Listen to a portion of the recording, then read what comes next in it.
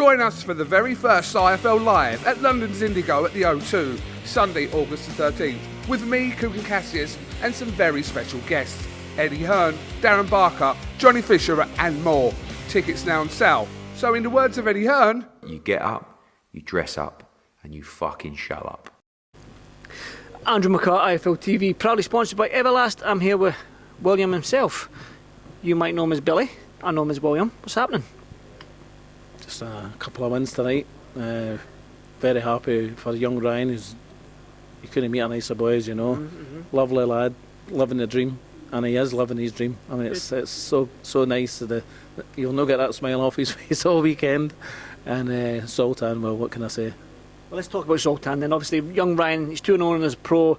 I've done a couple of interviews with Ryan when we've talked about young kid, overweight, coming to see you to lose a little bit of weight. Now he's a professional fighter. Great story, but everyone hasn't seen it. I did speak about Ryan, so his interview will be out. But Zoltan doesn't speak English yet. He does understand it. He does speak a little bit of English, but to get a real sense of how good Sultan is, I need to speak to you. I've seen him in the gym. I've seen him sparring myself. I was lucky enough to come up to your gym. I've seen him fight a good few times. I mean, he's just done a great performance there against an undefeated kid. Now, these guys ain't going to give him the test that he wants, because you yourself say he's going to be a world champion in the making. What's next for him? Well, I'd like at least one more fight like that, a 10-rounder, because he's, you know, although we've been together since the 4th of December, we're still gelling, you know, but we're getting there, and it's great. He's actually lived with me since the 4th of December. Maybe that's how his English isn't very good. But no, we get on great. My wife's fantastic with him, you know, but she does his cooking, does his washings. He's well looked after, and he's a happy boxer, and a happy boxer produces good performances like that there. I would go as far to say that was by far his best career performance. Patience as well, which I know. The patience of him. I mean, he wasn't rushing anything. He was flicking the jab out, feeling his opponent out, and it seemed like he's in no rush in that fight. You can't dictate the pace to him; he'll dictate the pace to you. Well, because if you try to rush him, well, you see what happened with the backhand and the uppercut. Now I was sitting behind press row, and I could hear everything they were saying. Barry Jones and all them, and they were joking. I don't know what they were saying, but Joe Cordina every now and again. Joe Cordina every now and again. Can you elaborate on that? Has there been any discussions? Has there been any talks? Has Sultan and Joe Cordina been mentioned anywhere? Can you elaborate? I think it has been mentioned, but it's not went anywhere. Listen, Joe Cordina is the king now. He's number one, and we're in that IBF ranking, quite a high ranking. And obviously we want to fight Joe Cordina, but not just now. When we're ready, and probably mandatory. But there'll be no issues fighting Joe. Joe, I'm not here to say Joe. Joe's a great fighter, but I think Sultan is a wee bit special. Like Zoltan is a very, very talented fighter, but again, he's almost like that Martin Bakole. He's like that market. It's like you meant he's the foreign fighter. So how can you obviously need to get in that mandatory position to get to Joe? So going forward for Zoltan, is it to get them guys that are above him in that IBF ranking? Maybe the number 2, number 3 guy. Of course, we'll fight anybody, but not next. Maybe the one after that. Have another 10, 12 rounder for even. I'd like him to fight for a title next time, and then after that, potentially maybe a final eliminator to get the mandatory slot, and then middle of next year, Joe Cordina, or April, March to summertime, Joe. I mean, that would be a great fight, and it's like Joe's a silky operator, Zoltan's a silky operator, and it's a great fight in my eyes, but. I want to talk about big Martin Bakole. You're probably sick of me and you talking about Martin Bakole. It seems like we're running over old news because we do a lot of interviews together. But when you talk about the heavyweight scene up there, there's always like, he'll fight this guy, fight this guy, fight this guy. But it almost seems like Martin Bakole's name doesn't get mentioned as much as it should, being that he is what he's done to opponents and how high he is up in these rankings. But, I mean, Billy, what can you do and what can he do? Is there anything else you can do? Well, we've joined Sky and Boxer for them to get the drum beating behind them, and well, I know for a fact 2 top fighters have been asked in the last few days to fight him. I'm waiting on a reply for both of them. Well, one of them, sorry. I think another guy said no. Aye. Well, 3 people have said no already, so we're hoping this guy, it's kind of 50. One day he said aye, next day he said no, I don't fancy it.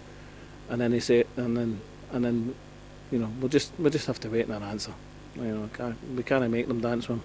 Is your patience running thin? No, they'll get somebody. They'll get somebody good. I want somebody. Listen, people knocked the Hulk. He was an Olympian for the Ukraine. You tell me only shit boxers box for the Ukraine internationally. I watched him in international fights against Piro, who's number 4 in the WBC rankings, and he beat him and never got a decision. So don't see all these experts that are on forums saying the Hulk is shit, big fat lump of wood. He's no. He was a good fighter. However, Martin Bakole is a special fighter, and they dismantled him. Please give the guys the credit he's due. Definitely. Now, when you look at, obviously, Usyk and Dubois tied up, and you're looking at Joshua and White getting it on, and it looks like Wilder and Andy Ruiz might be getting on. We don't know what's happening on that side. And when Tyson Fury was sitting there looking for an opponent, the WBC hadn't mandated anyone for him, so Tyson's got a right to fight whoever he wants, and he chose Ngannou. Do you think it would have been a good move, a smart move for Tyson if he picked Martin Bakole over Ngannou? Wouldn't have been a smart move, no, because he knows how good he is.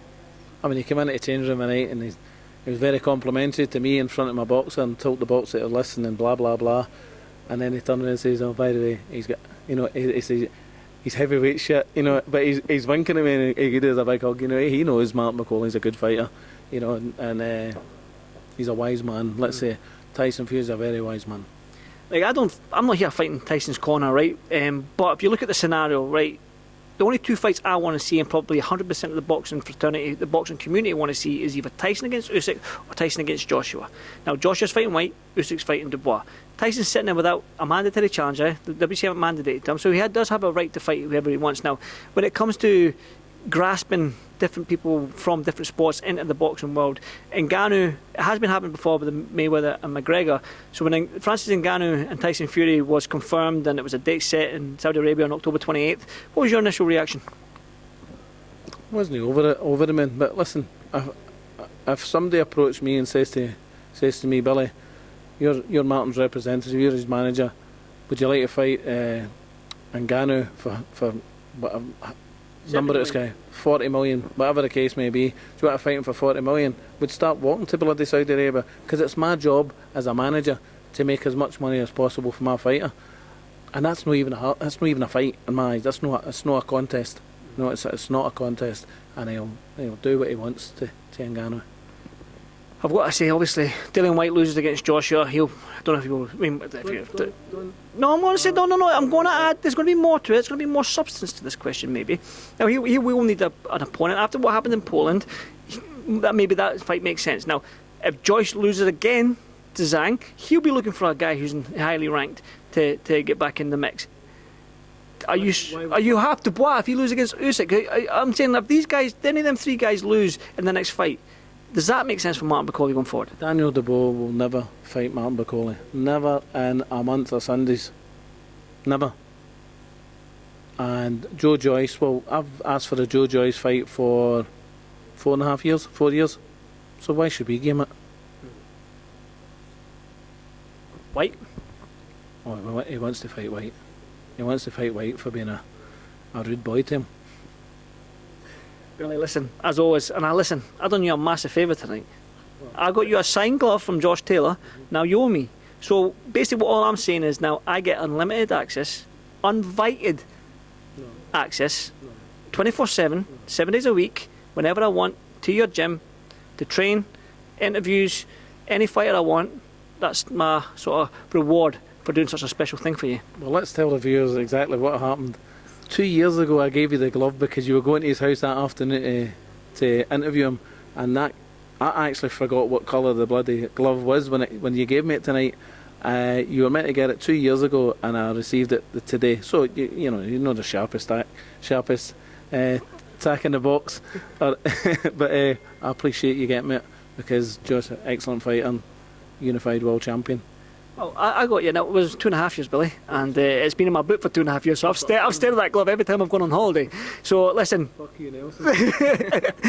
Listen, it's one of them. And you had the cheek to say that was a cracking glove you gave me. I know I gave you it. Billy, listen, I know you've got a great man cave there, and you've got a memorabilia going over, so I hope that sits well in that man cave. And listen, always a pleasure to speak to you. No doubt I'll see you in about a couple of weeks. I'll be up at that gym. But, Billy, thanks so much, mate. Thank you. Join us for the very first IFL Live at London's Indigo at the O2, Sunday, August the 13th, with me, Cook and Cassius, and some very special guests, Eddie Hearn, Darren Barker, Johnny Fisher and more. Tickets now on sale. So in the words of Eddie Hearn, You get up, you dress up, and you fucking shut up.